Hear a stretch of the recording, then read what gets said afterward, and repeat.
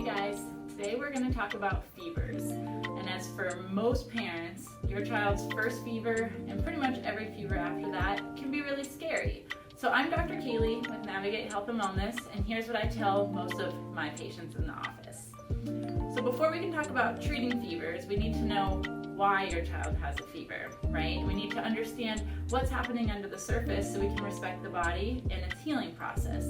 So fevers are your body's natural way to fight an infection. So your body is actually doing its job when your child has a fever. So one of the things that's most important, and my number one rule, is to watch the fever. So to monitor the fever, not medicate the fever. That's what I tell all of my clients, because your child's body is heating up inside in order to fight off that invader. So what we want to do is foster that environment. We want to allow the body to start to heal so it can get rid of that invader.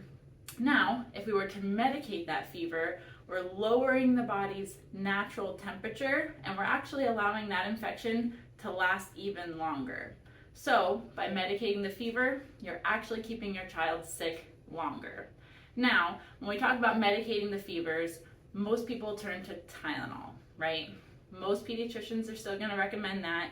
Dr. Google is still going to recommend that. But there's something very important about Tylenol that everybody should know. I want you guys to look up an antioxidant called glutathione. Tylenol has been known to lower levels of glutathione. That is your body's most important antioxidant in the whole body. It's important for detoxification. And so what happens when we take Tylenol, we lower glutathione and we actually keep the body sick longer. So now your child has a fever, we know not to take Tylenol. What are we going to do? The most important thing that you can do is monitor your child. Keep an eye on their behavior. Keep an eye on their energy levels. Most of us are going to be a little down, a little lazy, we're not going to feel good, but I want you to kind of focus on what their connection is with you.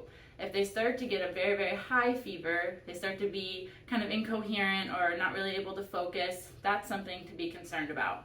But those low-grade fevers, we want to foster that and let it run. So, number one thing is to keep your child hydrated.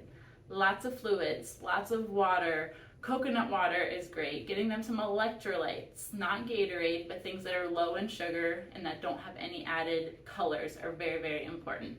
If your child's an infant, we're going to nurse them, we're going to give them lots of formula, and we're going to cuddle them.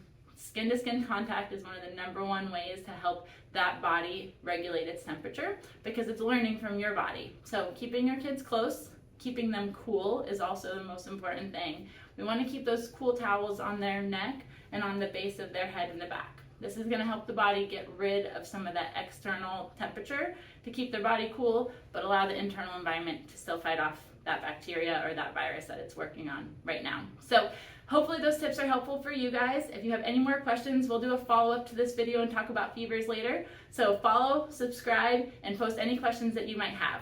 Talk to you soon.